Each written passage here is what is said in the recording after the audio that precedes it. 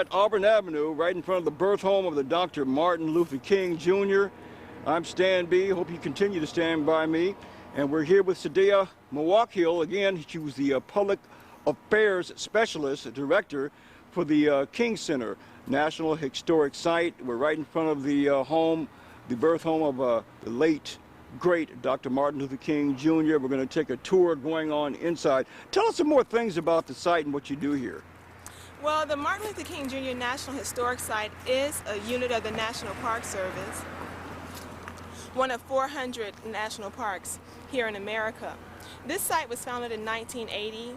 It was signed into legislation by President Jimmy Carter in 1980, and it was designed to protect and preserve the places where Dr. King was born, where he lived, worked, worshipped, and also where he's buried.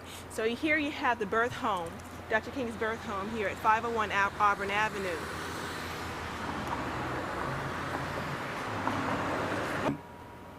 If you notice here in this birth home block, there are several homes here that the National Park Service owns and that other just private individuals own. But the homes that the National Park Service owns have been restored back to their 1930s time period. Dr. King lived here on the street between 1929 to 1941 until the age of 12 years old. Sadea, one of the things that concerns a lot of our viewers, I think one of the greatest comedians, Eddie Murphy, or it was Richard Pryor, one of them, I forgot which one. They mentioned that throughout America, actually it was Chris Rock who said this, throughout America, that every time you find Dr. Martin Luther King Boulevard or street or historic site, there's drugs and violence not too far away. Now, does it bother you that in each direction around the site, you know, like maybe down the street there, that there's a lot of drug activity right around probably the most famous man in Americans' history, Dr. Martin Luther King, where he, you know, changed the face of the entire world. Does that bother you any, you know, a little bit? Well, certainly, simply because of Dr. King's concern for African Americans, for Dr. King's concern for humanity, and he wanted to see all of humanity improve and better themselves.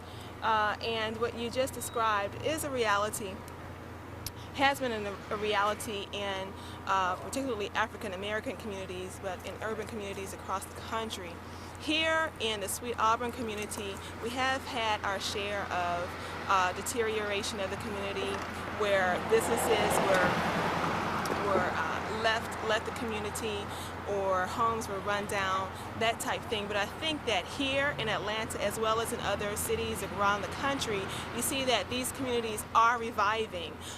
Just here, you see these homes have been restored, not just by the National Park Service, but by individual private landowners. So these people are coming in, they're building homes where homes maybe used to exist or were dilapidated before.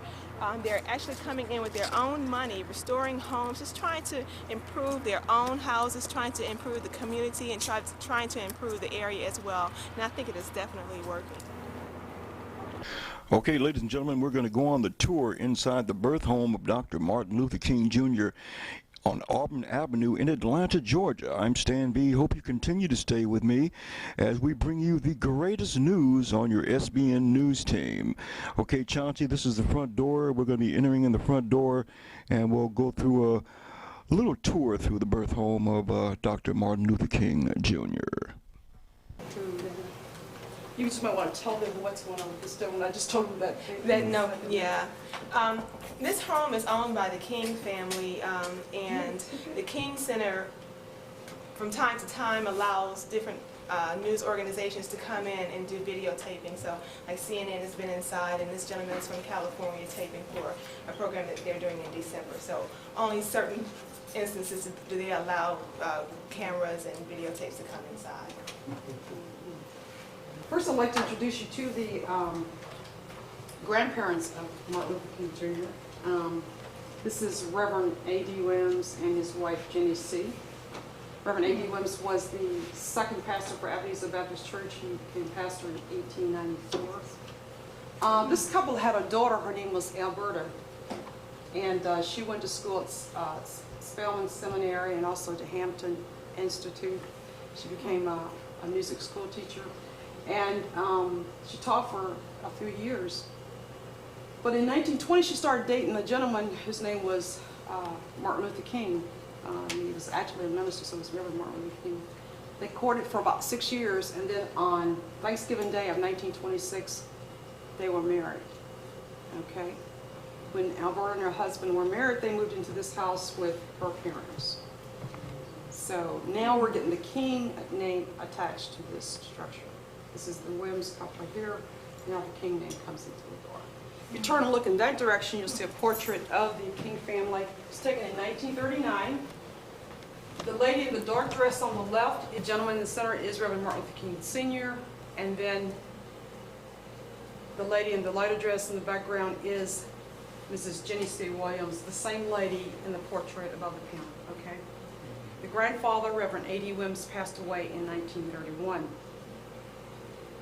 The firstborn was Willie Christine. She was born in 1927. Martin Luther King Jr. was born when?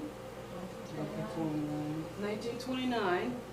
And then Alfred Daniel was born in 1930. So Martin was pretty much a middle child. He had an older sister, younger brother, home environment. For instance, if you turn and look into the living room, the piano is an original item. We're only 25% original items in this house. Take a look at the piano. Okay, ladies and gentlemen, this is the front living room. All original furniture, ladies and gentlemen. Original wallpaper. This piano that you're going to see right there, that we're going to pan in just a minute, ladies and gentlemen, is an original piano. This is the very same piano that Martin played on as a child, along with his sisters, his mother, his father. They used this piano right here, an original, in the birth home of Dr. Martin Luther King Jr. And also that is an original Victrola, actually. There's a handle on the side.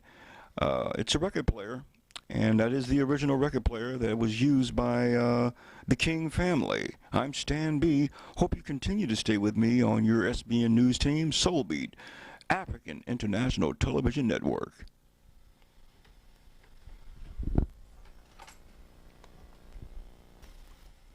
And here we have the room of Christina Williams in the King family, along with her mother, Alberta. This was their room, and all this is an original furniture still in the King birth home, ladies and gentlemen. Quite an historic site, ladies and gentlemen. Nothing has been moved. Everything's been redone and brought back to its original settings. I'm Stan B, live at the birth home of Dr. Martin Luther King Jr., and this is where the family ate dinner. There's the settings there, ladies and gentlemen. Can't you see them eating together as a family? This is the dining room. They would have their meals together, breakfast if they could, but especially dinner. It was very, almost like a ritual. They'd come together, wait for the last member to arrive. It didn't matter who it was. If it was 12 o'clock midnight, they would not sit down until that person arrived. And they'd all come into the dining room, sit down, have prayer, recite Bible verses, especially the three children, MLK, and Christine, had to recite Bible verses to the rest. And then they just pretty much, like you said, eat and talk and share their day. And that was a ritual that they did every evening. It was important that they come together and do this because there was the interaction, there was the sharing, and of course the good food. And this is the kitchen, ladies and gentlemen, where they cook their meals and fed the family, ladies and gentlemen. And we hope you enjoy being at the birth home of the late, great Dr. Martin Luther King Jr.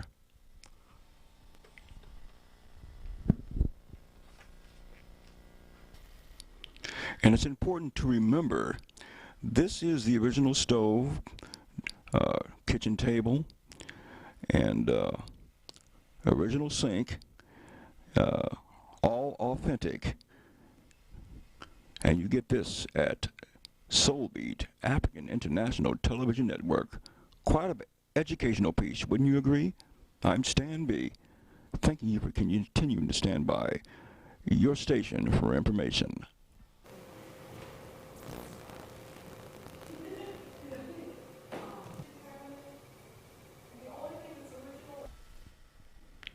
And this is Dr. Martin Luther King Jr.'s room where him and his brother grew up, ladies and gentlemen, where they played together. Have all the games still on the floor. This is the room where he spent as a child, ladies and gentlemen, growing up and reading and coming home and doing his homework with him and his brother.